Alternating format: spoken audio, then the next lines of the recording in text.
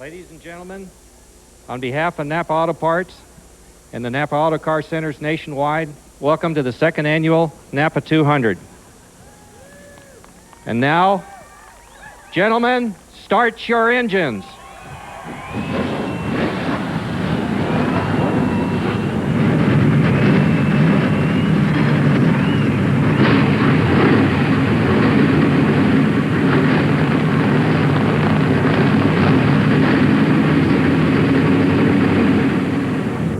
After a wild afternoon in Richmond, we come to Tucson, Arizona for the NASCAR Craftsman Truck Series. The engines have cranked. The NAPA 200 is about set to roll on this interesting little 3/8 mile oval where the trucks make their third visit. It's an impressive field, an interesting field, about to tackle a racetrack that, Larry, has very short straightaways and very interesting corners. Very interesting corners because it's parabolic. 6 degrees at the bottom, 9 degrees in the middle, and 12 degrees at the top. That's the reason you see most of the guys running around the top of the racetrack, because it's much faster up there. Of course, you're also closer to the wall. When things go wrong closer to the wall, well, we'll see how that all unfolds. Here's what the corners look like. Sans trucks. Those trucks will be thundering around there at speed very, very quickly. It's not a long race. 200 laps on 3/8 of a mile is only 75 miles. Mike Skinner set the record for the race distance here last year at about 62.5 miles an hour. They'll run 101 laps, replenish the trucks, put on new tires, then turn them loose for the final 99. A lot of great memories from this racetrack, even though we've been here only twice before. P.J. Jones, coming from 3 laps down to finish second in the inaugural, was one of those memories, and we're certainly tickled to be back here again as Larry Rice gets his first look at the trucks on ESPN, and Marty Reed will be doing his sprinting at the halftime break. I'm impressed with this Dokken kid putting that Dodge on the pole. This guy is definitely a rising star. Well, he certainly is. He's a young kid, but he got a lot of training in the go-karts, and go-kart drivers today are really getting a lot of progress, a lot of notoriety in all forms of racing. Take a look at that starting lineup, which Dokken leads. It was a Dodge sweep of the front row here. First time in 20 years that's happened. Jimmy Hensley will be alongside the youngster Dokken. Michael, just 25 years old. Jimmy's been racing almost twice that long, as a matter of fact. In row 2, you got Rich Bickle driving for Darrell Waltrip alongside Chuck Bound in one of the Roush Racing Fords. Then Mike Bliss and Tony Raines. That's impressive. He did the best job of anybody. He missed a show at Orlando, came back and run 6th here. Very, very impressive. The rival teams of Earnhardt and Childress, Hornaday and Sauter, the drivers lined up side by side. Then Jack Sprague alongside Dave Rezendes, the veteran Dan Press, and the newcomer Kenny Hendrick. Joe Nemechek is flanked by Toby Porter. Move back through the field, another newcomer, Kevin Harvick, as we said, 16th spot for Joe Rutland here today. Butch Miller, the runner-up in Orlando, then Rick Crawford, Randy Tolsma with Stacy Compton alongside. Ryan Reffner owned the track record here, qualified 21st this time. Oh, last time he's alongside Rush. Then Corelli and Keselowski, Horace Said and Mike Calabucci. The last 2 drivers to qualify on time were Donner and Rizzo. The provisionals going to Doug George, Tony Roper, Kelly Denton, and Kenny Irwin. But Roper didn't get to stay in the field because his truck owner didn't make the show. And as a result, Brevac replaces Roper in the lineup. This is Tony Raines, who will come from 6th starting spot in the Pennzoil Dodge, last year's ASA champ after failing to qualify at Orlando. The view from Mike Bliss' cockpit looks like this. He's given us some spectacular pictures during the course of our coverage of the Truck Series. Jimmy Hensley has this view from the outside of the front row as Dokken works alongside, and the green flag flies. We're underway. You got a good look at Michael Dokken getting a great jump on Hensley through that inboard camera as he really got on the throttle and took off and jumped into the lead immediately. Dokken out front.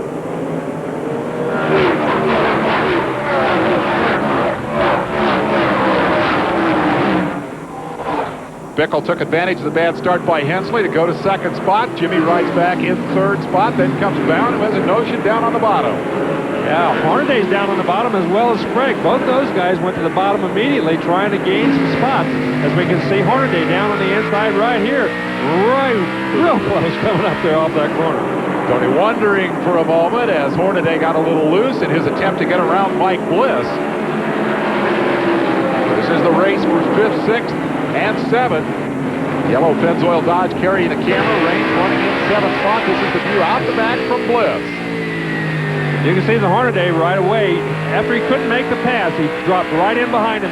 Not one to run too long down on that lower groove. Tire management's a part of every race, and that's a part of this racetrack, is not getting too low, using up your tires, getting them too hot immediately.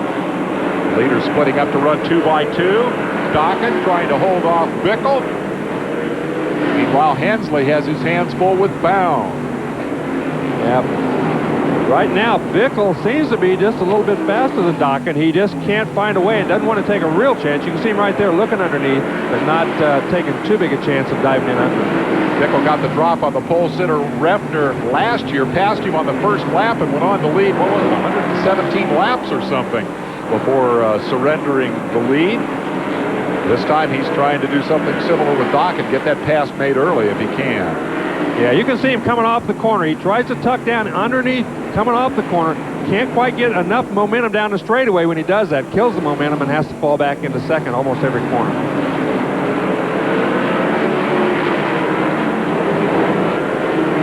Dokken, who is 25 and looks like he's about 18, doing a pretty good job under the pressure from the veteran Bickle.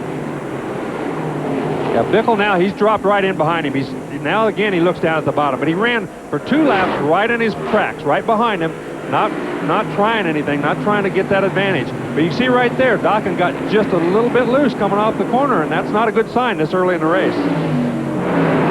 Here is Joe Redmond, the number 80 truck, who started in 16th spot. He's picked up a couple of positions. He's up to 14th, and he goes to work there on Rob Rizzo in the 27, and it's Kenny Hendrick in the 8th. Or yeah, you're right. It's Kenny Hendrick in the 21 car. Right. He does pick up one spot. He's slowly but surely working his way up one truck at a time. He's not going to get over anxious. He's not going to do anything silly. He wants to get up front. He wants to be close, but he doesn't want to make any mistakes because this is a very, very tight racetrack. He's back there in a bit of a danger zone too, unlike these guys who, for the moment, are alone out front. And that second duo of Hensley and Bound has begun to reel in the top two, and this will quickly become, I think, a 4-truck race for the lead. Bliss and Hornaday are right there as well. Well, it's interesting. You know, after they qualified, they were not allowed to touch these trucks. The only thing they could do was take the tape off of them and adjust the tire pressure. They weren't allowed to make any other changes at all. So the guys who guessed right with their tire pressure might be in really good shape about this point in the race.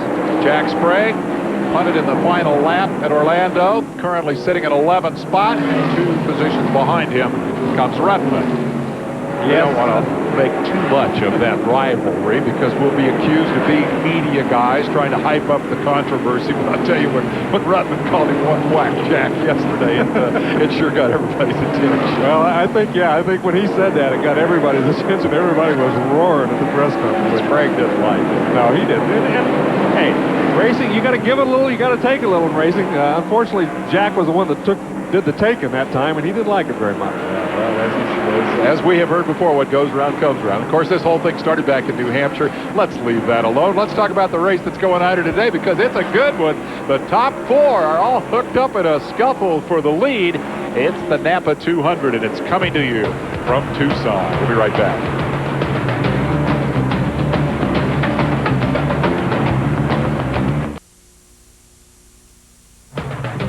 The NAPA 200 from Tucson Raceway Park is brought to you by Daytona USA, the ultimate motorsports attraction. What you're looking at in the background is that stuff called snow in the higher elevations. Down here on the desert floor, it was rain. Right now we're under yellow because of this. Rick Corelli has stopped on the racetrack. 1 lap ago, the truck came by slowing dramatically, and now Corelli has brought out the yellow. He is dead engine, just short of the start-finish line. A big disappointment for Corelli, who's had a tough day here today in the Remax Chess Round Auto Chevrolet. He qualified only 23rd. Remember, after winning the Featherlight Southwest Tour race at Phoenix, he said we were going to see a new Rick Corelli this year. Forget all that consistency that everybody talks about in sound bites. He was going out and try to win races. He will not win today. He's got to be frustrated. Well, he said he was going to make a new commitment. He said he'd forgotten that racing was supposed to be fun. He said, I'm going to go out and have fun and try to win, and that's exactly what he's done, but this was not a good way to start that commitment, I guess. Well, of course, in his case, it was kind of like going back to his roots to get into the Southwest Tour car. As he goes racing with Kenny Schrader, another guy that'll race anything that's got 4 wheels on it. Passed him late in the race, went on to win the thing. Yeah, you know, Schrader really looked like he had that thing handled. Corelli really came on strong the last part of that race down at the Copper World and blew him away. He's very popular in this part of the country. Rick is a former champion in that division. Here is the running order as of the yellow coming out. Dockett, of course, was at the head of the class, but he was getting a lot of pressure from Bickle, and they were about to catch the traffic when the yellow came out. So this will be a test of fire for the youngster to see how he can do with that veteran on his tail. Here they are. Bickle running in second spot. This is no major change from the way they aligned early, although Hensley didn't get the very good start further back in the field. The guys who are in danger of being lapped, and now Corelli with the problem. Roper is not in that truck, by the way. That 34, as we said, is Bob Breback. His teammate, who works for him, actually, Tony Roper, was faster, but the owner gets to drive. I guess that's the way it works. That's one of the problems when you out-qualify the boss, I think. Well, let's see if we can get more on the Corelli story. Marty Reed, what you got? Well, we found out that the motor is not running, and I'm going to see if I can poke my head in here. Rick, I know you're frustrated. What happened out there? I don't know. It just shut off, just like somebody turned the key off. You know, it's unfortunate. Chevrolet Remax truck was coming pretty good. We qualified a little bad, but I mean, we were going to the front, but. No, right now we'll just get out here, try and finish, make some points, and see if we can find out what's wrong. Temperature has risen about 20 degrees from when we first practiced this morning at 8 a.m. Out here. What's the track like now? Track's pretty good. It's a little loose there on the bottom of the racetrack, but you know, I think that's standard at this place. You know, it gets loose.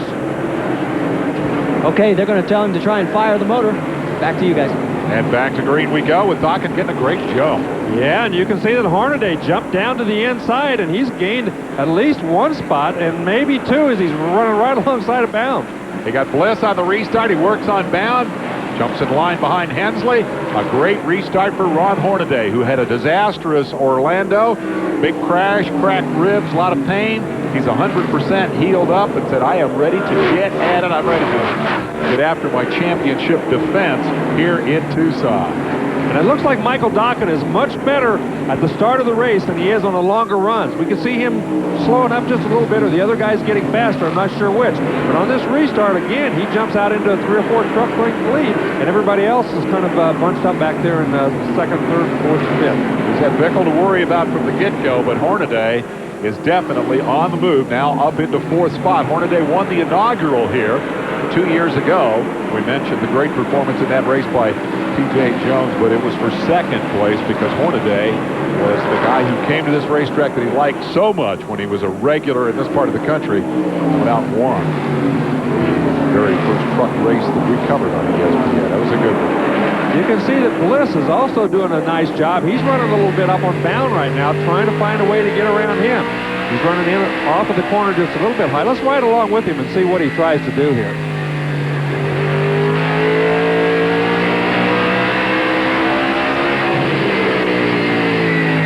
He's going to try to pass. He's going to try to go by. That's exactly what he's going to try to do, Larry. Well, he ran in a little bit high going into the corner, and then tried to dime it off. He got a nice run down the straightaway and tried to get in under it going into turn one. Just couldn't do it, though. Still didn't have enough momentum. This racetrack's very narrow.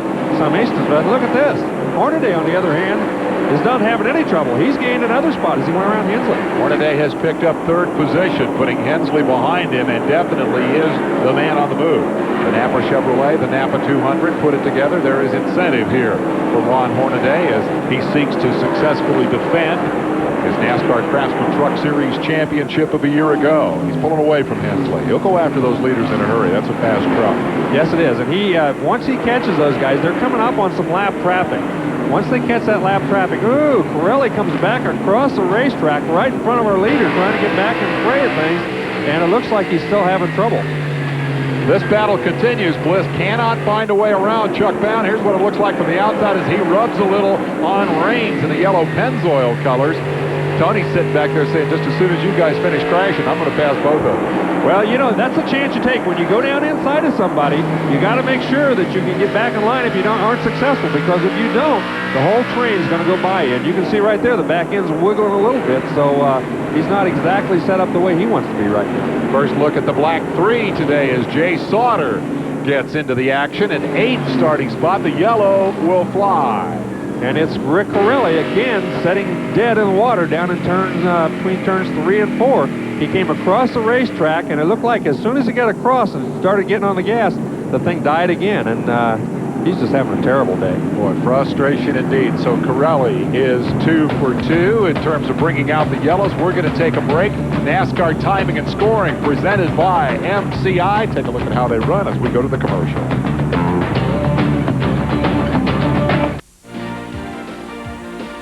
Check this out. All-day drag racing. It happens Sunday, March the 23rd. It's pay-per-view. The Slick 50 Nationals, brought to you by ESPN Enterprises. It'll cost you $15 to watch drag racing all day long. Call your cable operator or your satellite provider, and they can tell you how this deal works. You have seen the future, and it is 24-hour-a-day racing. That's what I'm living for. I'm living for that day. We should be looking, I believe, for a green flag this time by. Man on the move in this field is the number 16 Hornaday in the NAPA Chevrolet truck. He has come from 6th starting spot to now run 3rd. Randy Tolsma has suffered some damage on the number 61. He got into the fence coming off of turn 2. He just got up there, banged it just a little bit. You can see there's a white wall in the right front tire. Otherwise, he seems to be okay, but it might have knocked it out of alignment, and that could be trouble. Back to green.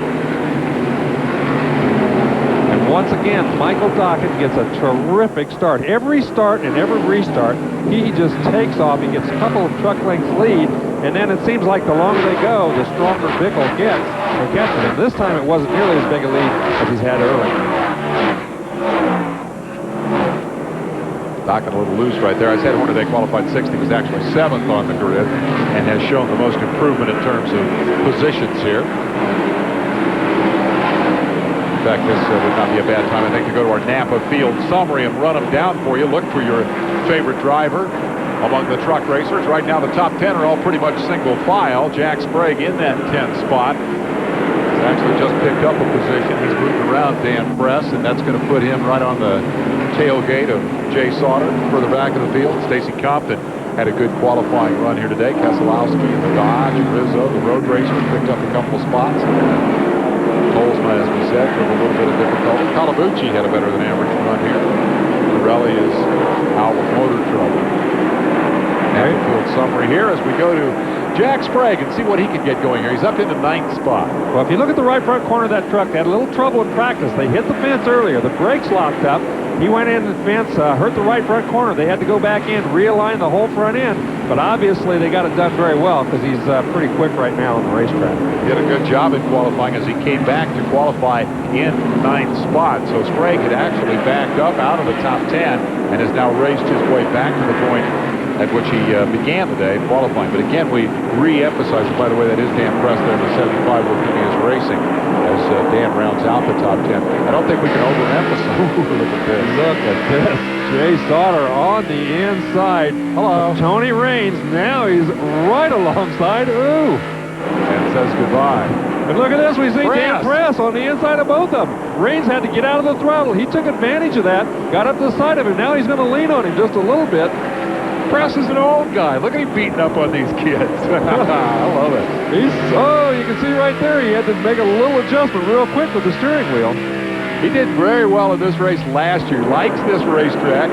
Dan Press, I mean, come on, he's almost as old as I am. The guy's pushing 50 years old. But he lost 30 pounds and is in the best shape of his life. He's really jacked up about the opportunity to drive that Spears number 75. This race team has a great tradition, a great heritage out west. This is the team that produced, among others, Ron Hornaday. And Press is tickled to death to get the chance to drive for him, and he's really working on Raines here. And you can see right behind that right front wheel, he's got a little mark where he's already gotten into somebody as he put some of those moves on there. Look at Sprague. He's going to make it 3 wide. Nope. He thinks better of it. Falls in behind him. You guys are Looking for trouble. well, very aggressive. You got to be aggressive on this racetrack. It's a very narrow, small, tight bull ring, as you said earlier. But boy, if you're not aggressive, you can't pass anybody. And look at Press now. He's going on around him. He's really on the move. Tony Raines says, I'm so much better off than I was in Orlando. I'm in the race. Maybe I ought to just sit here and settle for the moment for 8th spot. But Press, very impressive indeed, has gone around Sprague and around Raines. As they lap the 34 of Breback, Press is headed for the front. Yeah, he's up to 8th spot right now, so he's done a very nice job. Ooh, we can see Sauter right up there with Bound, and he just kind of got up there and had made Bound get out of the throttles. He pulled up in front of him, and there's going to be a crash if Bound didn't give him room. He's picked up a couple of spots. Jay Sauter in the black 3 took his time getting settled in and has now begun to go forward. Before all of that action started, I was about to allude to the fact that this tight, well, Press isn't going to let me make this point because he's going to blow off Bound now. Never mind. We'll make that point later. This is Press. When you can pass 4 trucks as quickly as he's passed these 4 and trucks of the quality of those 4, you know that 75 is pretty good. Yeah, Stan Press has that thing set up very well. He's very quick on the racetrack right now. Bound, on the other hand, seems to be having all sorts of problems as he's moved back several positions here in the last several laps, and I'm sure he's going to be looking forward to this halfway break to make some changes to his truck. 7th, 8th, 9th, and 10th, the focus of the attention, and it's good. Tony Raines right now working on Bound. And there's Butch Miller in the 20, going on that low road way at the bottom of the racetrack. This time he moves up about halfway. Nope, he's going to go clear to the bottom again, trying to get around. Shades of 1995. That's exactly what he did out here that year. I'm going to tell you something. If you can make that groove work, you're going to gain a lot of spots. It's a very difficult thing to do. But boy, when you got the truck set up to do it, and you're fast enough, you can gain a lot of positions because nobody else wants to be down there. You got the whole racetrack to yourself. That's Rick Crawford in the 14 that he just went smoking by. Up front with the leaders, this is a familiar picture. It's been Dokken in the Dodge, number 18 from the get-go, pursued by the 17 of Bickle, and they've been this close for most of the afternoon. Bickle has a notion. Meanwhile, Sauter works by Bliss. We'll take a break and be right back.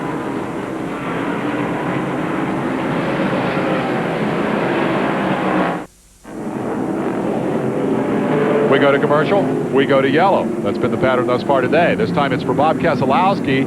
A pretty uneventful little spin over in turn 2 that barely brought out the yellow, I would say. And as Bob motors back around to determine whether he's heard anything other than the flat-spotted tires, the man we were keeping an eye on here was Butch Miller. He had made that lot of work pretty effectively. It's easy for you to say it's uneventful, but when you're sitting sideways and there's 30 trucks headed for you, it doesn't seem so uneventful when you're sitting in the truck. I'll grant you that point, yeah. This view of that is better. Yes, that's right, that's right. He was real happy to see the yellow get out of the way, let me tell you.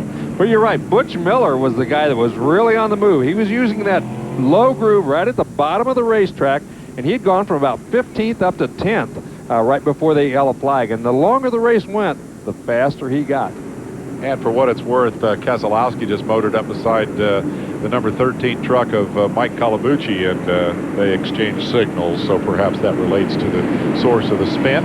I think we can sneak in another quick commercial break while they clean up and get things back underway so that we show you most of the green flag stuff. That, after all, is why you're here.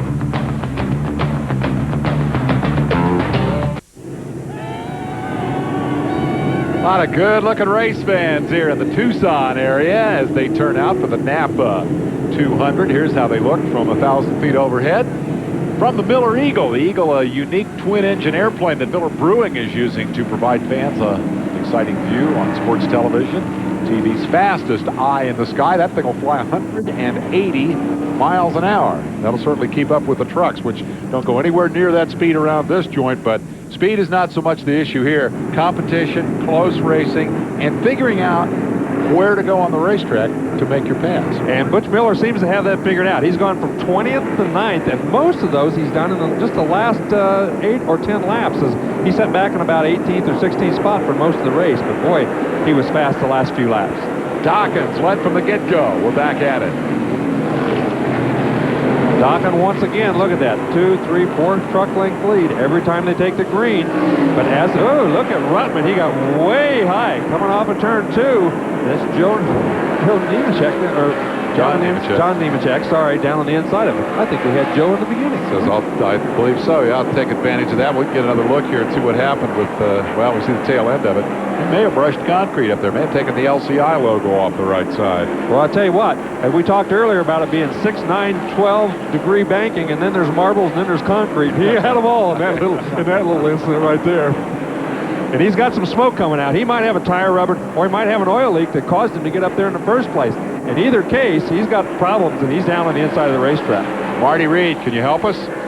Well, if you see the right front tire on Joe Ruttman's truck, it is rubbing now against the bodywork that has been crunched in. He just got a little bit high. I was standing here just off to the side or two. I don't know if he got a little push from behind, but he is definitely losing a lot of positions. I'll be amazed if he can make it to the mid-break without having to pit. So, for the guy who opened the season so spectacularly with the victory in Orlando, trouble here today.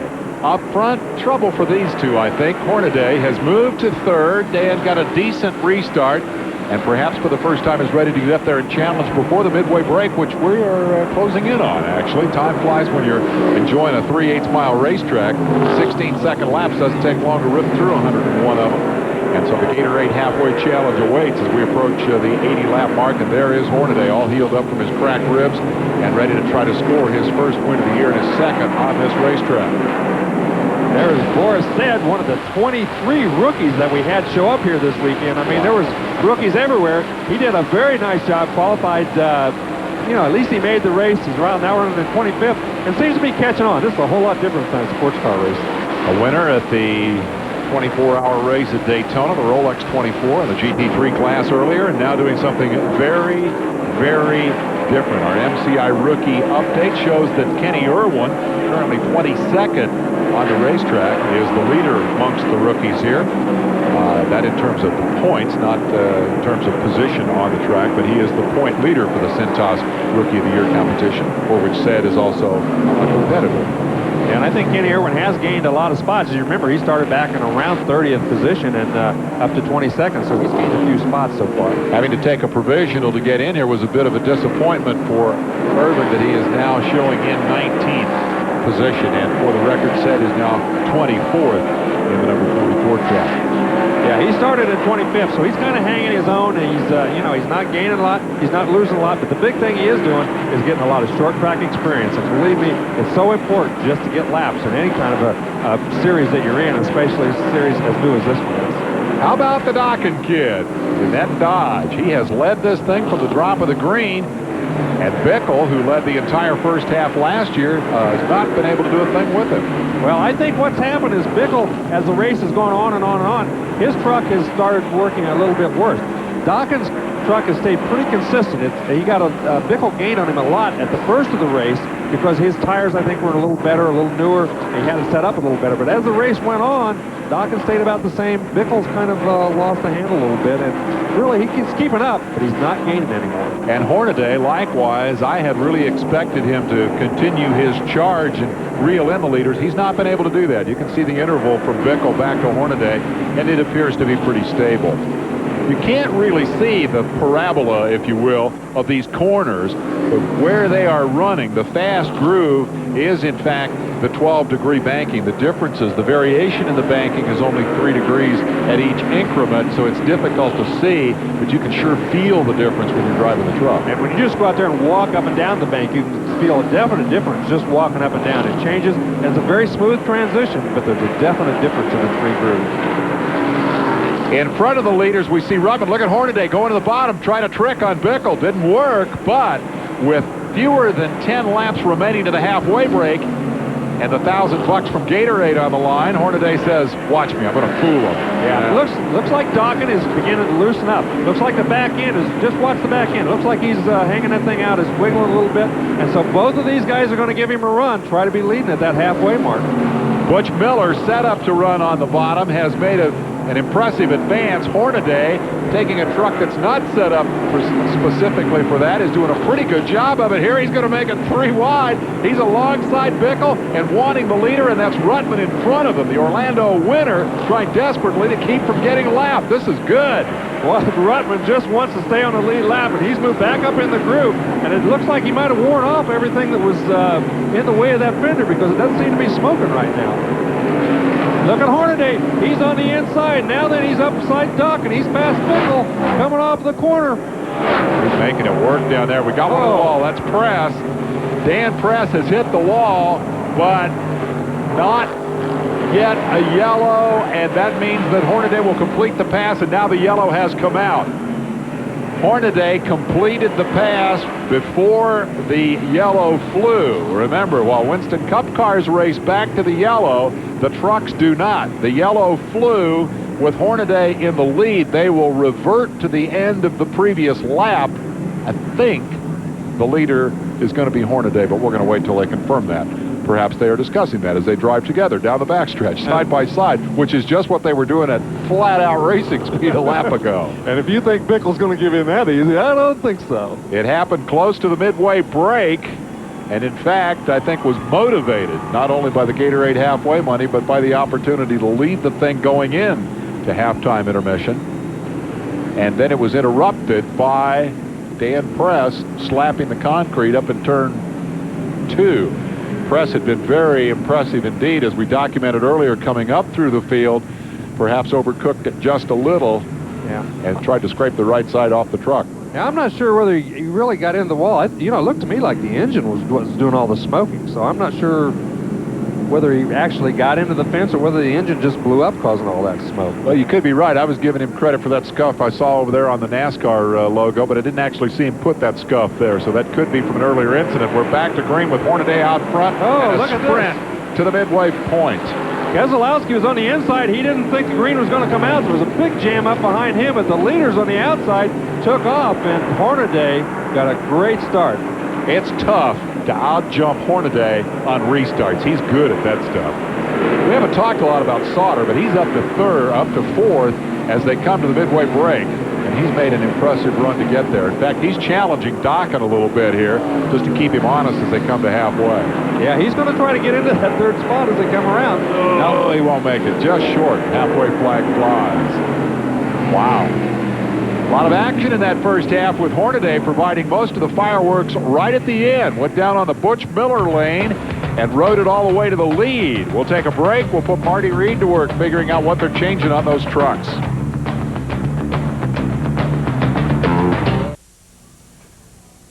Reminds me a little bit of a hurricane. There's all that noise and excitement, then it gets quiet for a little bit, and then there's a lot more noise and excitement. And a fair bit of the noise and excitement came right before the yellow flag. We're going to take another look at that. NASCAR badly wanted to get to the halfway point under the green flag. So Doug George runs the number 12 up there into position, and Keselowski runs the 29 up there into position.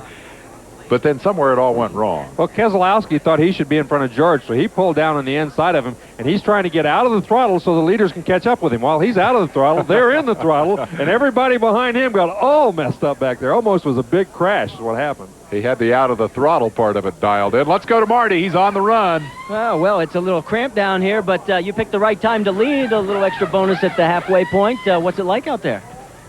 Well, I don't know. I mean, this NAPA Chevrolet brake parts truck is running great, but I don't know. We knew we had a pretty good truck. It was a little tight that first half, so I just rode along, and I seen I caught him, so I said, I'll go to the bottom, see how this thing works. You and Butch Miller were the only two that could run the bottom. Well, that's Butch taught me, I guess. I don't know. No, it's a pretty good truck. We just want to save the tires, and that's what we did. Pick them off one at a time. We got to see what, we got to play it bad. We might drop back a little bit because we're changing a little air pressure, but we'll see. All right, we're going to head for Rich Bickle, and actually we're going to stop off at Jay Sauter first. Come on with me, Brad. And the guys over here in the number 3 are their party. Put the net back up, and they're making final talk. And let me see if I can squeeze in here real quick, guys.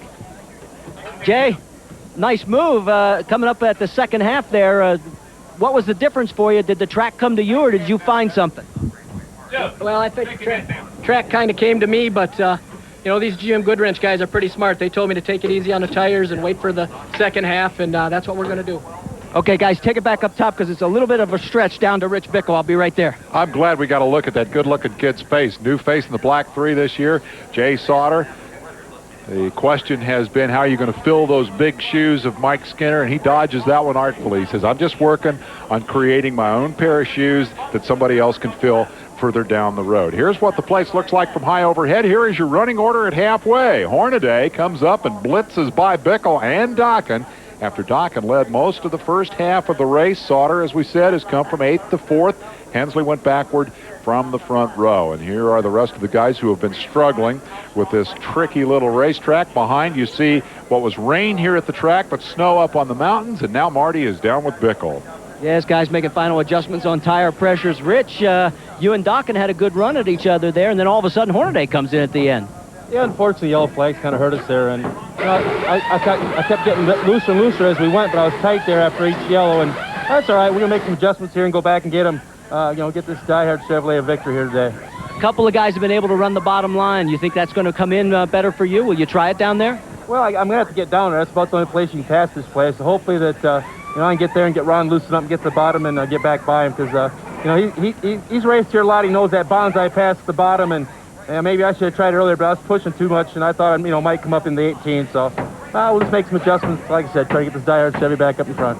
Guys, I'm going to go track down Joe Ruttman and Mike Dokken. Talk to you soon. Well, Hornaday said he might drop back a little bit, so I'm sure he'll make it easy for Bickle to get back into the lead. I believe that, sure. We're going to take a break and come back with more. We're at Tucson Raceway Park. It's the NAPA 200.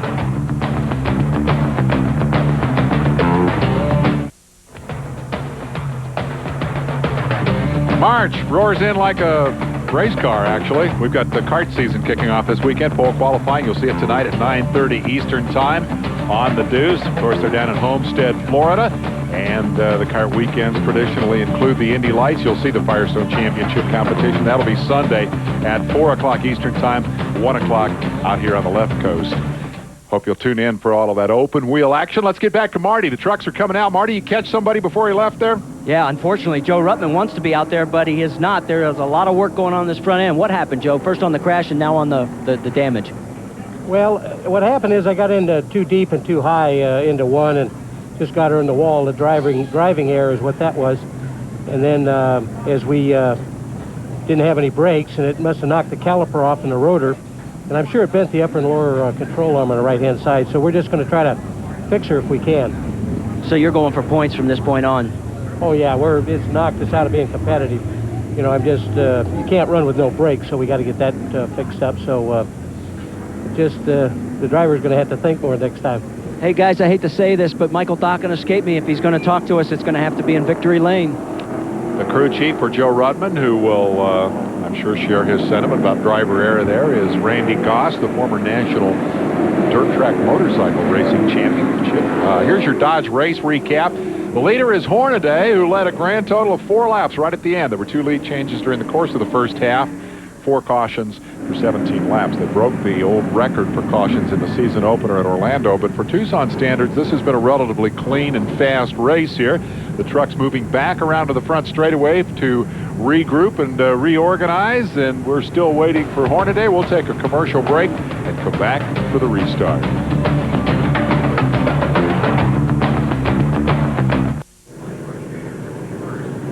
What a great little short track out here, maybe 10 miles east of Tucson. It's a bull ring. We'd like to thank the folks at Miller Brewing once again for the great aerial views. Here's where they come from. A unique television airplane. It's called the Miller Eagle. The Eagle, the newest eye in the sky on sports television. And that's the view they have of this little racetrack that has provided us with a fair amount of action. Did you learn anything, Larry, in the first half that might apply to the second half? Well, I think everybody learned that tire management is very, very important. Both Hornaday and Bickle rode up there. They followed. When it got down to 10 to go, they both let it all hang out. They had plenty of tire left. You don't wear the tires out, but what you do is you overheat them, and once they're overheated, boy, it's hard to get them cooled back down so they're fast again. The payoff for Hornaday is the point. As they start the second half, we'll take you down through the entire field and let you find your favorites. Sauter went forward impressively. Miller passed more people, I think, than any other driver out there to get to 7th spot. And the thing he has in common with Hornaday, who started 7th and ended up leading the race, is that the key passes came way down on the bottom of the racetrack. They were the only 2 guys to do that, and you've got to have a lot of confidence in your truck. You've got to have a lot of confidence in yourself, because down there where it's flat, boy, if you make a mistake or you got a truck that's just a little bit loose, it's awful easy to turn one around, and that's big trouble on this track. If I'm the rest of the drivers in the field, and I noticed that the guys who made more passes than anybody else in the field did it on the bottom of the racetrack, why don't I go down there too? Why don't they all go down there and run around the bottom? Well, I think it's more a lack of confidence than anything else, because, these guys have got a lot of experience. They know a lot about this. Not that Hensley and some of the other guys don't, but you really have to have a lot of confidence that the truck will work on the bottom. If you go down there and make a mistake, you could lose 3 spots just as fast as you could gain 1. And again, with that parabolic banking, keep in mind that when you do go down to the bottom, you're not only running on a lot shorter racetrack, but you're running on a lot flatter racetrack, and it requires a whole different truck. This is the truck that showed us that line so impressively in the race here 2 years ago. He ended up, I looked that up a minute ago, I think Butch ended up 16th in that race because of a late race problem. But he had done the same thing that day that he did today, and that is take it down to the bottom. It was a different truck, of course. Take it to the bottom and pass people. So we'll see if he can do that on the restart, which is about to happen. The real problem coming down off the bottom is when you come off the corner, you're actually coming uphill, and you're killing your momentum as you come up that hill, and it cuts your straightaway speed, so it really makes it hard to make passes down there if you're not really fast. Wes Morgan puts the green in the air. We're back underway.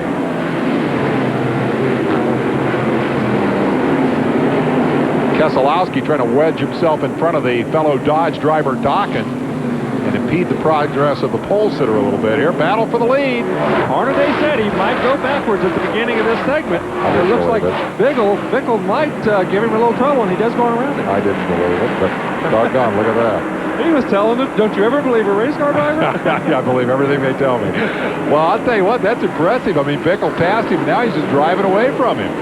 Yeah, once he got in the lead, he pulled out into a 6th or 7th truck plate lead. And look at this. Now that Keselowski, who's down a lap, he's going around Hornaday. He's trying to outlast himself. That truck's not working very well. Boy, I'll tell you what, this, Hornaday, I don't know whether he really wanted, he said he wasn't going to go fast, but I'm not sure he wanted to go this much slower, really. Well, Dokken is looking at his tailgate thinking, gee, maybe I ought to try to get back up there in front. Keselowski got real good during the break there. He is a lap down in the 29 truck after the spin late in the first half, but he's as fast as the leader right at the moment anyway. Dokken has got a notion. He wants to get around Hornaday. Look to the inside off two. You have to start the second half of this race on sticker tires if you're on the lead lap. So all these trucks that are up front had to put on brand new sticker tires. The other thing that they do is they guess on the tire pressure. A lot of them will put in less tire pressure than they really want later in the race because they know as the heat builds up, the tire pressure is going to build up and the stagger is going to change. So they're all guessing as to how much that tire is going to grow and how much pressure it's going to gain. Of course, it's a bit less of a guessing game for the second half than it is for the first because they've got 100 laps experience to work with. That's Corelli down on the bottom making it 3 wide, running again, but well off the pace after the engine quit twice on him early in the event. Here you ride in the Cummins truck owned by Richard Petty and driven by Jimmy Hensley and currently in 5th spot. This is wild action right here. Yes, it Sprague is. at 24 is 10th. Sprague is, looks like he's a little bit more aggressive in this half of the race. I think he's run back there about as much as he wants, but Resendes in that 7th truck also looks like he's ready to move up a few spots. But right now, they're not passing anybody. Keselowski wants to get back around the leader, Bickle, and get on the tail end of the lead lap, and he may have the truck that could do it, and they are simultaneously pulling away from Hornaday. Yeah, Keselowski, after spinning that in the first half and getting a lap down, really seems to be one. Well, obviously, he's one of the 2 fastest trucks out there right now.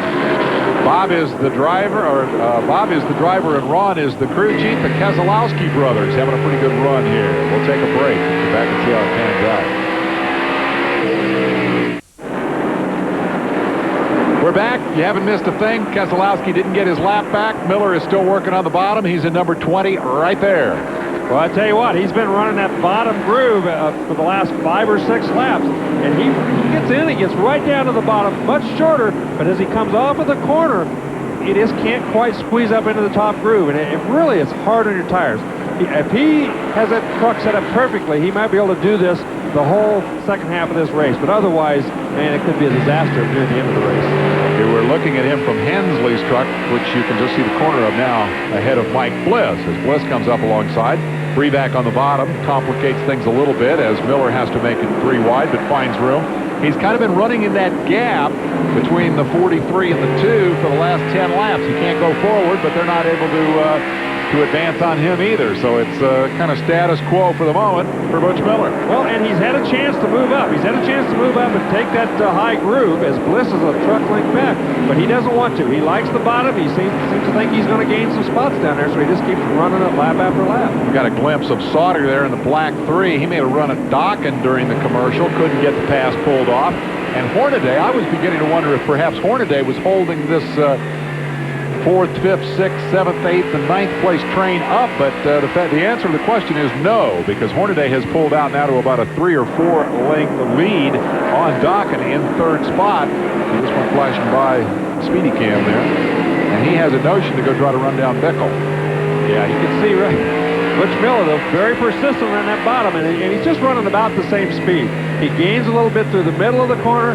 Coming up, he kind of keeps even with them, and then you can see going down the straightaway, going in where everybody gains on him. He's got to get out of the throttle so much quicker to head for that bottom and not get real loose, but they gain a lot on him getting into the corner. Having found that line, or perhaps refound that line that we saw here 2 years ago in the first half of the race, would there be adjustments that they could make in the truck to improve its performance down there? But simultaneously, then, do they commit him to running the bottom? Well, you can do that. You can tighten the truck up so much that you have to run the bottom. It might be that if he runs the top now, he pushes so bad that he's slower on the top of the racetrack, because I think it takes a tighter truck to run down there where it's flatter than it does to run up on the top of the racetrack. There you see Sauter, again, with a notion to try to get around Dockin, but he hasn't been able to pull that off as yet. And the next truck in line ahead of them is Hornaday. He's pulled out now, what, half a second, I guess. So Hornaday's not holding anybody up. That's a fact. And as Dockin seems to be slowing everybody up, it's actually helping Butch Miller. They're all kind of in a line, and if they get somebody that's slower than they are, then it's going to help him. And he seems to be now up, getting an advantage on Hensley, and next in line is going to be Sauter. Third, fourth, fifth, sixth, seventh, eighth, and I guess ninth, all involved in that scrap. Yes, and as Miller continues to run down there, he just seems to be gaining little by little by little. Isn't making any big advances at any one time, but boy, ever so slowly he's creeping up on these guys. Bickle's catching the traffic. He's pulled away from Keselowski, and Marty Reed has more on the story. Well, the two changes that they made, guys, that seem to be significant is they changed the air pressures. They won't tell me if they went up or down. And they also changed the track bar. So that seems to be the plan. And they say he will be able to run that bottom line if he has to. But if he stays out front, he can pick his own line. Well, Bickle sounded a little apprehensive, I thought, in that halftime interview, Marty. But, boy, I got a feeling that about a half a lap into this second leg, he had a big smile on his face because that truck worked from the get-go. Yeah, I think when he went around Hornaday as easily as he got around him, I think all of a sudden he figured out, man, this baby is on target. And that's just the way I wanted it. Boy, right now, though, he's got plenty of traffic as Ruttman run right alongside of him right there. Yeah. And they're hanging him up real bad. Kelly in the green truck on the bottom, and Ruttman, who definitely does not want to go another lap down here to Bickle. And so that is the progress, and Hornaday sees an opportunity in that, doesn't he? Right, and he's going to run the bottom. He's going to go right down to the bottom, try to get around him. Those two guys are running the top two grooves. The only place left is right around the very bottom of the racetrack, and that's the one he chooses, and it gets him the lead back. For the lead in traffic, Hornaday read that picture perfectly and zips back into the lead. So Hornaday, who really cut his racing teeth here in Tucson, won an awful lot of races here at his old Featherlight Southwest Tour days, demonstrates an ability to work traffic like the master. And right now, Bickle, he's mad at the two guys in front of him. He's mad at himself, and he's mad at everybody else on the racetrack because, he knows that he probably should have done exactly that same thing. He was running so good at the top, he thought he might get a chance to sneak around, but now, then look, he's going to go right back to the bottom and pulls right alongside. Boy, that truck's got to be working good to be able to do that. He still figures he's got a better truck than Hornaday, that was a fluke, a product of traffic, and then in a straight fight, he's got the better stuff. And I guess the evidence at the moment is that he may be accurate, although Hornaday is trying to come right back on the inside. This is good stuff. Right on. That's right, back on the inside. He's going to try to pull off the same kind of a move.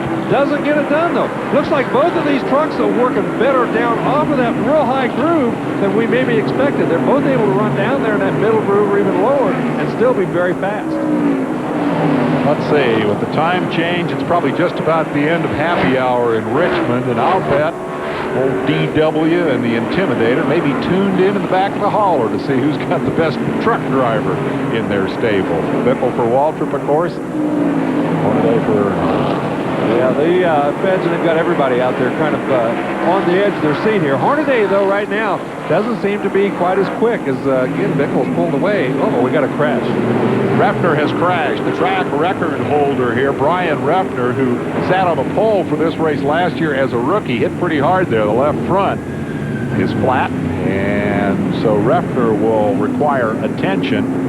That will put us under, I believe, the 5th caution of the day, and it comes with Bickle in the lead, and at a moment when Hornaday had shown us some pretty good stuff in traffic, but that had then backed up and surrendered the lead. Here's the tail end of the whack that the youngster, the former ASA champion, took up in turn 2.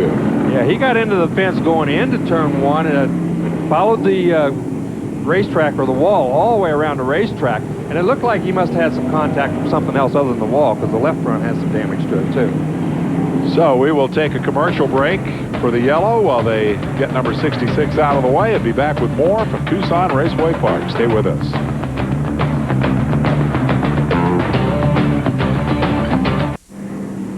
Back at Tucson Raceway Park, I've caught up with a disappointed Brian Refner. And what happened out there? Because you look like you're running a pretty steady pace.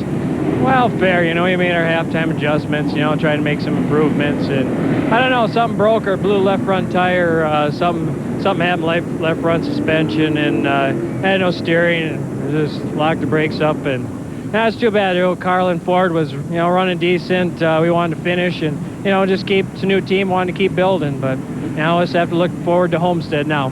This is last year's Cintas Rookie of the Year. David, who's doing well out there in the rookies right now? Good opportunity, I think, for us to update that rundown. There's Toby Porter, who is, I believe, currently the highest running rookie in the field. He is 9th, started 14th, the Hardee's colors, and a pretty name brand team that he's running with there. That's the operation that had picked up. Go ahead and run down the rest of your rookie update. Kenny Irwin, Stacy Compton, Lonnie Rush, Toby Porter. Now they are in order here of their standings for the season, and on the right was their running order for the race. Toby Porter's done a nice job. He's been very consistent, very steady. He hasn't been down out of that groove, testing any of the passing lanes down near the bottom. But he's been very consistent on the top, and he's made everybody that's come up behind him, if they wanted to get around him, they had to do it the hard way. And the guys he's passed, he's moved down to the inside and got around a couple of those guys, but he hasn't been clear on the bottom. He's kind of been in the middle when he's made those moves. Rainier Walsh Motorsports is the team. Harry Rainier, a well-known former Winston Cup owner. That Hardee's paint job was on Cale Yarborough's car the year Cale ran the first 200-mile-an-hour lap at Daytona and then flipped the thing on its top. We're coming back for the restart. Up high overhead.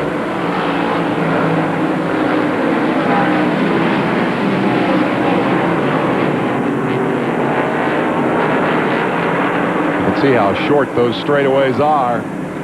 Bickle pulls Hornaday down the front. Ooh, and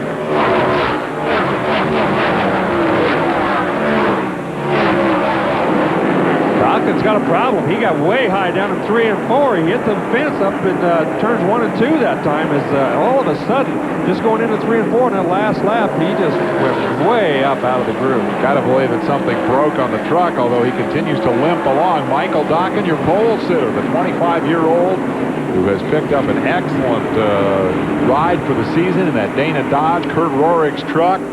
Great qualifying effort, solid run for most of the day. Now trouble. Boy, that was a tough break for him, because he went from running in the front clear to dead last on just one lap. Tough break for him. He didn't actually hit anything up there in 3 and 4, I don't think. It just took off on him, and then he hit down in 1 and 2. I think what happened was he got up in the marbles. He was so far out of the groove, and the whole train was going by him. So when he got down into 1 and 2, he couldn't get back down into that groove, and he was still in the marbles. When he hit it the second time, he didn't miss the wall, and so he just finally had to fall into the tail end of the field. And he doesn't seem to be running too much slower right now, but he's got a long way to catch up. As Bickle continues to lead Hornaday, let's go to Marty Reed. Guys, you mentioned Michael Dawkins, and we talked to the Goodyear Tire guys right before the race, and they said if you get out of the groove and you pick up some of the residue marbles on your tires and you don't get them off, you're not going to have any traction at the next corner. That may be what happened to Michael Dawkins. No doubt that he was out of the groove. He was way out of the groove up there in 3 and 4 where that incident began. Hornaday is back experimenting with the bottom, trying to figure out a way to back around Bickle. He surprised him with that move late in the first half. It now comes as no surprise.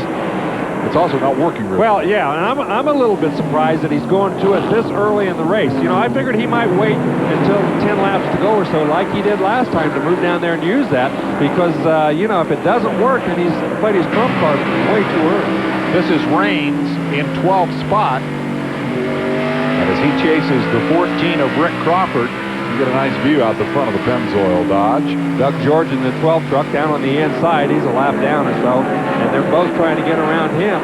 Bound and then Kenny Irwin back there. Both of those guys bound going backwards and Kenny Irwin going forward. Yeah, Irwin didn't qualify a lick here, had to take a provisional to get into the field. Raines in the yellow truck, on the other hand, qualified 6th after failing to make the show in Orlando, so that's a dramatic improvement. He's the teammate to Dokken, and they reorganized that team substantially after Orlando, and obviously they've made a lot of improvement. Yeah, and he's done a nice job here today, too. He's, you know, he hasn't gone forward, but he's kept his nose clean. He's run a good, steady race, and, you know, experience is, you know, it just means everything, especially with a new team and everything like he's in. You don't get to be the ASA champion unless you can drive a race car, or in this case, a race truck. And he's a good kid when you talk to him. He's very serious, very focused, knew that they were in trouble in Orlando, didn't do anything silly, tried his best to make the show, but knew he didn't stand much of a chance. Here, he's doing a great job. That's Bound down trying the bottom now. He qualified up front, but has not been all that spectacular since, as he's drifted back to 13th spot. Yeah, he's going to try and see if he's got a truck that's tight enough to run the bottom, see if he can move up on somebody. But as you can see, he fell back 3 or 4 truck lengths, and as a result, moved back to the top of the racetrack. 99 is the Roush Racing entry. Bound qualified at 4th here today. Currently runs 13th. Resendez in his 7th car being challenged by Crawford on the bottom of the racetrack, and he seems to be doing a little bit of damage right now as he's working down there in the middle of the racetrack, not far on the bottom, but kind of in that middle group. He's managed to get himself back into the top 10. Resendez currently running 10th, all white paint. You know what that means? Find a sponsor. Yeah, and you know, it's pretty amazing a driver of his caliber doesn't have a major sponsor in a series such as this, because he's always been a very good runner in everything he's ever run in, and I'm real surprised he hasn't come up with something. He won 3 races last year, and I would share that surprise. Of course, his teammate Tammy Jo Kirk failed to make the show here today after qualifying very impressively at Orlando. She, the first woman ever to race the trucks. That's Mike Bliss. Up close. We'll take a break. We're back with more.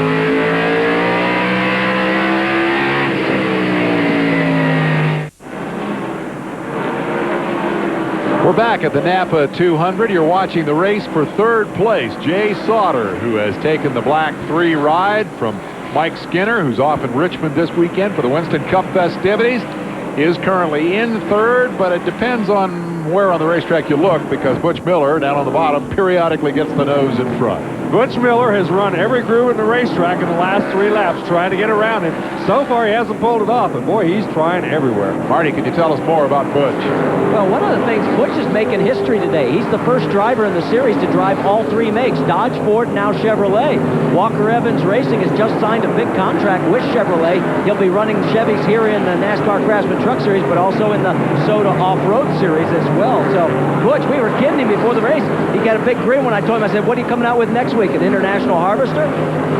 Wow, yeah, a good joke, and it came in the middle of a great move through traffic as Bickle, I don't know if he saw Hornaday coming or not, but he definitely saw the opening through which he squeezed, and when he squeezed, it prevented Hornaday from doing to him what he did in the first leg. Hornaday got the drop on him in traffic. That time, it didn't happen. Well, that's exactly why he made that little bit of a risky move. He had to go between those guys, because if he didn't, he knew that Hornaday would try something like that. And now then they're coming up on some more traffic. There's a lot of traffic in front of him, a lot of guys running 2x2, so he's going to have to use all of his trick bag to keep Hornaday behind him going through all these guys. A pretty good fight coming into the traffic here. Bickle's best finish is 2nd here a year ago. He can improve that by 1. And the guy in 2nd place always has the advantage going into this kind of a situation, because he can go wherever the leader doesn't go. He's got nothing to lose by going high if the leader goes low. And the leader, on the other hand, he's got to make exactly the right decision or he's going to lose. Hornaday's looking. He's hoping the bottom will pay off for him.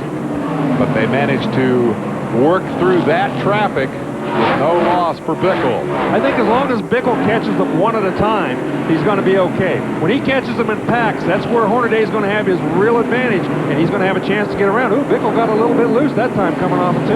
Tolsma is the next guy in line. The 61 truck making his first start in the Truck Series. Failed to qualify at Orlando. Bickle's alongside him, and Hornaday slipped a little going into 1. And is not in position to take advantage right at this instant. Now, Bickle actually looks like he's getting through these guys when they catch him one at a time a little bit better than Hornaday is. So, you know, it's to his advantage when they catch him one at a time. But now then, they're catching Hendrick and Boris said, and they're side by side, and that could be more trouble. There's 3 grooves, though, instead of just 2, and he's going to have to choose the one they're not in. This will be the look out the back of Boris Said's truck as Bickle tucks in behind him. Hornaday did not clear the 21 of Kenny Hendrick. Now he goes down to the middle groove, and he does get around it. So he's in a position now, and you can see that Boris Said, now he's coming up on John Nemechek. So this could be another instance where Hornaday might have an advantage. All right, let's see what Bickle's going to do. He's going to go to the bottom and leave Hornaday up top. You know, and if they squeeze him down there enough, it might give Hornaday enough room on the outside. He's sure going to try it up there. Nope. And Bickle finally gets alongside of Nemechek, but he didn't get that pass completed. Hornaday will try to push Nemechek back around. Looks like Bickle's going to escape that cluster of traffic without harm. Yeah, you know, Bickle did a nice job. He chose the right spot every time, and he really got Hornaday caught in a box that time as he couldn't get around anybody, and he actually lost a couple car lengths. Can you make any judgment about whose truck's working better between those two? We've seen Bickle have to go down and use the bottom in traffic. Hornaday has used the bottom seemingly by choice off and on all afternoon. Who's got the best truck? Is it always the guy in front? Well, I think in this case it is. You know, as we take a look back here, look at this, Butch Miller, and all of a sudden Mike Bliss is starting to make a little noise. Butch Miller ran the bottom of the racetrack. He might have used those tires up. Mike Bliss has moved up a couple of spots, and now then he's challenging for 4th spot. Butch Miller is definitely not as quick as he was even 10 laps ago, because 10 laps ago he was racing with Sauter for 3rd. Now this is the battle for 4th, but it's a straightaway behind Sauter. So he is definitely, well, half a straightaway, I exaggerated, but it's a pretty good race. Yes, it is a good race. As you can see, Bliss, when he has to move down to the bottom in that middle sort of groove, he's not nearly as fast. He's caught him, but now then he's just kind of running side by side. He doesn't want to do that very long, because when you run down there, you just heat the tires up so much that you do the same thing that happened to Butch Miller. Sometimes you go backwards. Race for 4th and 5th, and it's a good one between the Ford and the Chevrolet. And it's a good thing it's a good one, because up front things have calmed down significantly. Bickle, for the moment, with a truck like the van. But look at Butch Miller. He goes right back down to the bottom again, and every time he goes down there, it seems like he picks up speed. He was running in that top groove nice and comfortable, but boy, he gets back down to the bottom, and it seems like he can run at least as fast as Mike Bliss is. Next time, Ed, next time. That's Barry Dodson. Keep him clear on Butch, Ed. We're looking good. And he's coaching Bliss. I tell you what, there's so much to this racing anymore. It's not like it used to be. Those guys on the sidelines, they are coaches. They are telling you what to do. They are telling you where you're at on the racetrack. And I know more than once a driver has told me that, boy, it's so important for those guys to keep you informed and tell you, you know, and keep your attitude right as well. Look at this. With 10 to go, Hornaday again opens the tap and manages to get by Bickle. He used the lapped truck once again to great advantage, and as a matter of fact, made it pay off. Lonnie Rush was in the way. Bickle couldn't go anywhere, and Hornaday pulled it off. Man, oh man, he sure did. He made that thing pay off exactly the way he wanted to. Now Bickle has got a tough job in front of him, because Hornaday is not that much. I mean, Hornaday's been just a tad slower the whole race, but not that much. But right now, he's pulling away from Bickle. Well, I tell you, Hornaday said he might drop back, not show us the good stuff till the end. He's about to lap Ruttman. That's somewhat symbolic. The reigning series champion working against the opening race winner, Bickle, now getting desperate. He's running out of laps. And both those guys running down near the bottom of the racetrack. Looks like Hornaday says, you want to run the bottom? I'm going to run the bottom. I'm going to stay in front of you.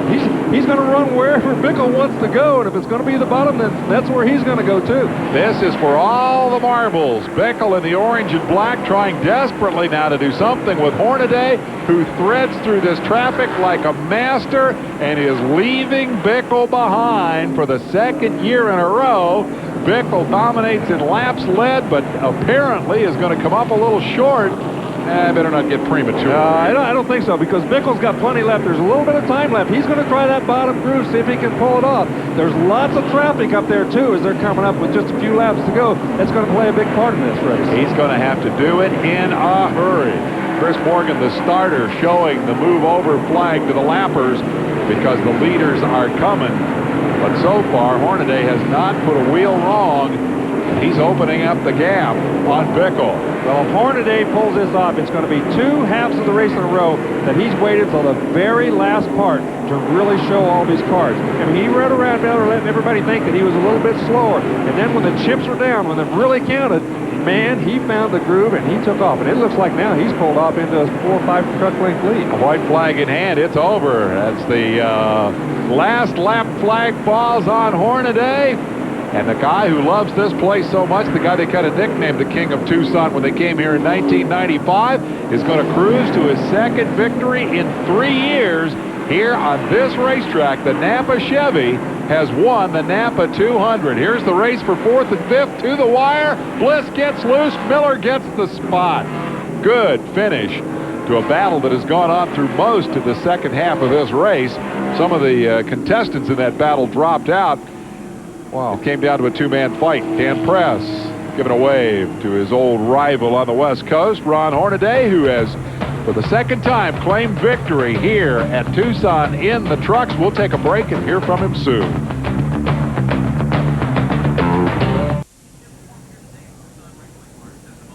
It has become kind of a trademark of the truck racers as quiet once again settles over Tucson Raceway Park. Do that little donut. Once everything's over, they come over now and admire the black marks that Hornaday has just left on the racetrack. He's done it again.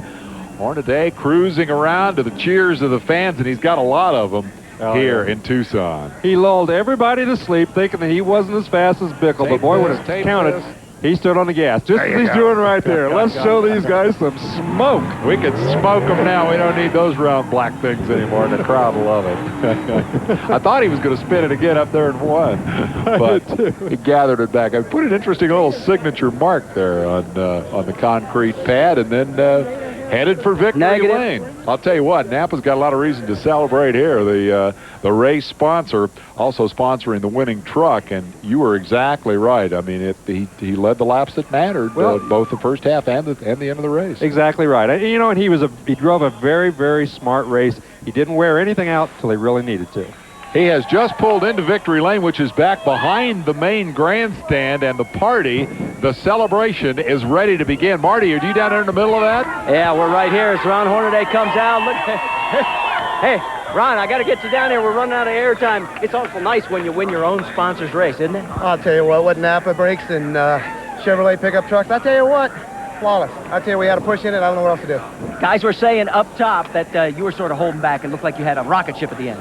Well, they kept saying Butch Miller's coming up on the bottom, and I said, all right, just tell me how much he's gaining and everything, and we started running that groove. We just had to save these brakes and tires, and I'll tell you what, Action Collectibles #1, and a lot of great guys. Goodyear came out with a great tire again. I'll tell you what, I'm just happy for Chevrolet pickups and everybody. 2 times in 3 years. Great job. Give us a thumbs up and a #1, because we'll be back with more from Tucson Raceway Park. Congratulations, T Park.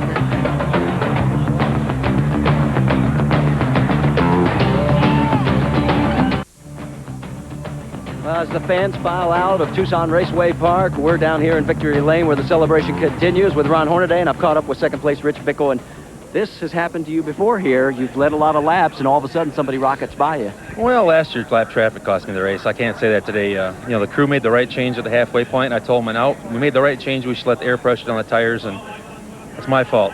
I mean, I had the best truck here by far, but after about 60, 70 laps, the thing would start getting greased up. I should let the air out of the tires.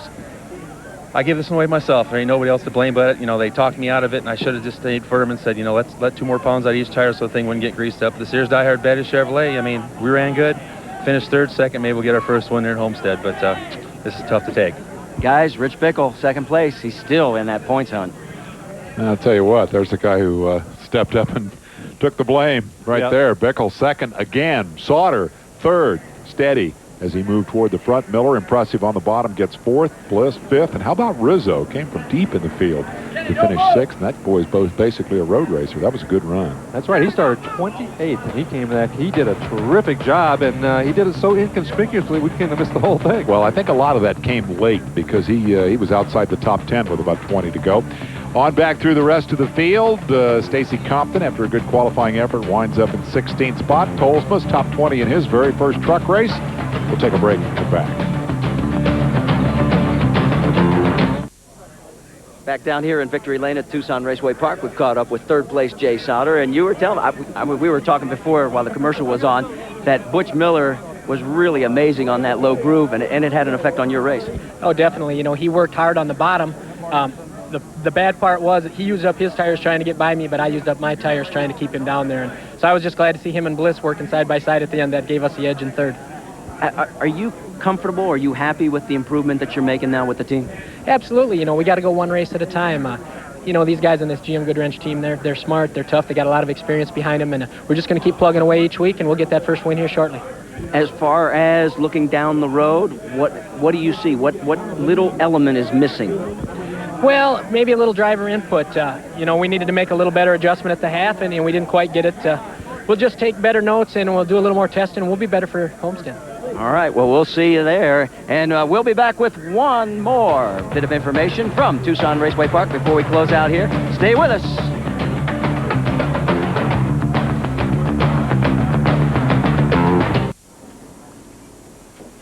The consolation prize for Rich Bickle is the NASCAR Craftsman Truck Series point lead by 5 over Stick It on the Bottom Butch Miller, as he stands second in the points, having run 4th here today. Jay Sauter moving into 3rd. Hensley is 4th, and Joe Ruttman falls from 1st to 5th after finishing 28th today. That in the wake of a crash that significantly damaged his truck. Quick final thought from you, Larry. Well, I think the whole key here was Hornaday was ready to run the last 10 laps of the race. He was smarter than they were at getting the race truck set up for that part. And as long as he can do that, all he has to do is lead the last lap, and they're going to be the winner every time. Rich Bickle knows better than anybody else that it's not how many laps you lead at Tucson, it's which laps you lead. Up next, more racing. I mean, we have racing on this network, and then we have more racing, and then we have yet more racing. NASCAR Winston Cup Happy Hour from Richmond is coming up next, and I know you're going to stay tuned for that. I'm going to get on a red eye and fly back there to do NASCAR Today tomorrow. Here's the kind of driving that makes you the series champion and the race winner. We tip our hat to Ron Hornaday for his 11th career victory, 7th on the short track after starting 7th today. He ends up at the top of the world. This has been a presentation of ESPN, the worldwide leader in sports. For Marty Reed and Larry Rice, I'm Dave Despain. See you tomorrow from Richmond.